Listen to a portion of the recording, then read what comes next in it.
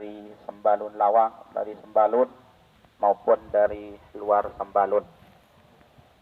Singkatnya, para pengantar jenazah, hafizani wa iyyakumullah. Alhamdulillah, segala puji bagi Allah Subhanahu wa taala yang telah menghidupkan dan mematikan. Salawat dan salam pada baginda Rasulullah sallallahu alaihi wasallam.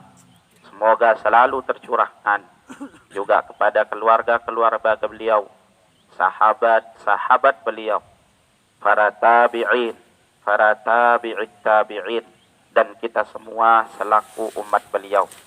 Mudah-mudahan Bapak Ibu sekalian, kelak di hari kiamat beliau berkenan memberikan kita semua syafaatnya.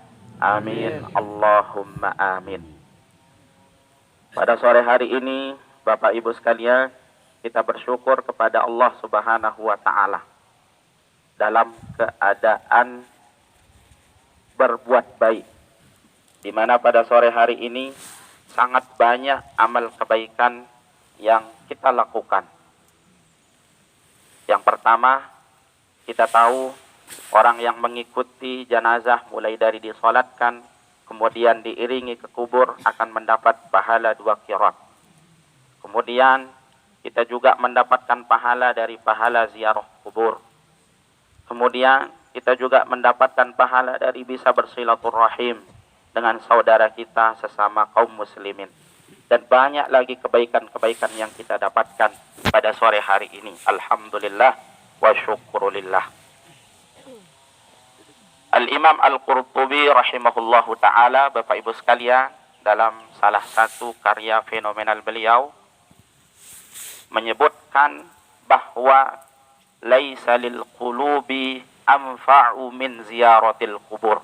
Kata beliau, tidak ada sesuatu yang paling mengena ke hati para hamba melainkan ziarah kubur.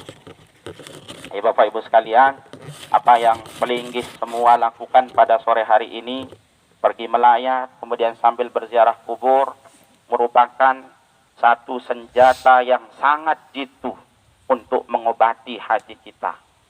Kemudian Imam Al-Qurtubi rahimahullahu ta'ala melanjutkan perkataan beliau, la siyama lil qalbil asi, aw la siyama liman qasa qalbuhu, terutama bagi orang-orang yang hatinya keras.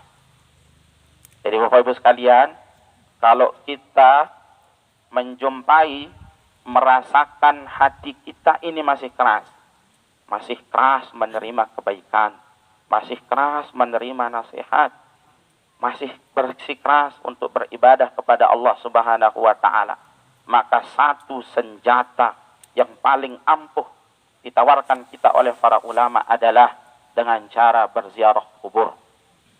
Fa'ala sahibiha ayyu'alijaha bi arba'ati umur.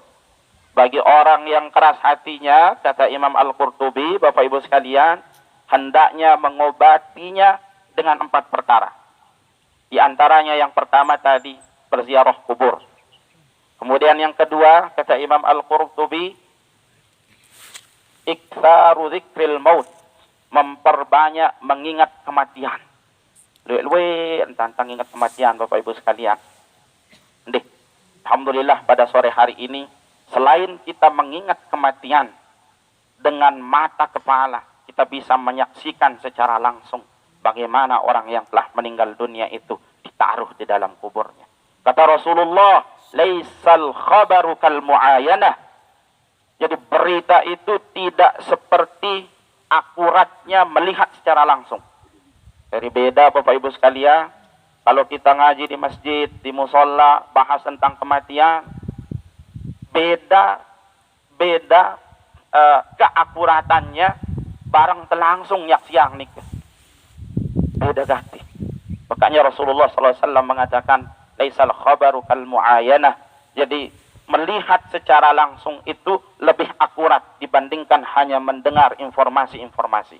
Maka pada sore hari ini Bapak Ibu sekalian, secara langsung dengan mata kepala yang sadar, bersama-sama kita menyaksikan salah seorang saudari kita meninggalkan kita terlebih dahulu. Mudah-mudahan dengan ibadah ini Bapak Ibu sekalian, hati kita yang mungkin selama ini keras dilembutkan oleh Allah Subhanahu wa taala.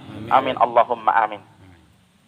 Kemudian ulama mengatakan Bapak Ibu sekalian, man aktsara min dzikril maut, siapa saja yang banyak mengingat kematian, ukrima bi salasati asya'a, orang itu akan dimuliakan oleh Allah Subhanahu wa taala dengan 3 perkara. Yang pertama, ta'jilut taubah. Orang itu akan disegerakan taubatnya oleh Allah Subhanahu wa taala. Jika Bapak Ibu sekalian, ini baik tunda taubat. Karena Bapak Ibu sekalian, disebutkan oleh para ahli ilmu, orang-orang yang menunda taubat, orang-orang yang terus-menerus mengerjakan dosa, apalagi dosa besar, dikhawatirkan orang itu akan mati dalam keadaan su'ul khatimah wal'iyadzubillah. Kita memohon perlindungan dari Allah Subhanahu wa taala. Dikisahkan Bapak Ibu sekalian, salah seorang ulama salaf bernama Fudail ibn Iyad rahimahullahu taala. Beliau memiliki seorang murid yang pernah beliau ajarkan di masa lalu. Saat sang murid itu dihadiri dengan sakratul maut, sang guru Al-Imam Fudail bin Iyad mendatangi muridnya, menjenguk muridnya. Kemudian sesampainya beliau di samping muridnya, beliau kemudian menuntunnya untuk mengucapkan kalimat syahadat, La ilaha illallah. Beberapa kali Imam Fudail bin Iyad menuntunnya untuk mengucapkan la ilaha illallah. Lagu ya na tahu-tahu ngucapang ya murid nih. Yakni ini keluar. Bahkan Bapak Ibu sekalian, setelah beberapa kali Imam Fudail bin Iyad menuntunnya untuk mengucapkan la ilaha illallah, apa kata sang murid yang sedang sakaratul maut ini? Saya terbebas dari persaksian bahwa tiada Tuhan selain Allah.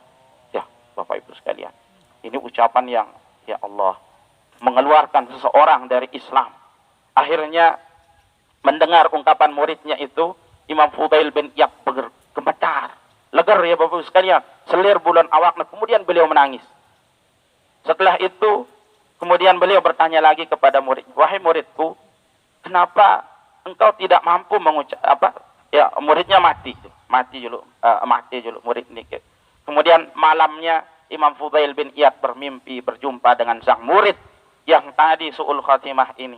Dalam mimpi itu Imam Fudail bin Iyad bertanya, wahai muridku, kenapa engkau tidak mau mengucapkan kalimat la ilaha illallah? Kemudian dijawab oleh murid tersebut, karena dulu di dunia saya sering menunda taubat, saya sering terus-menerus melakukan dosa.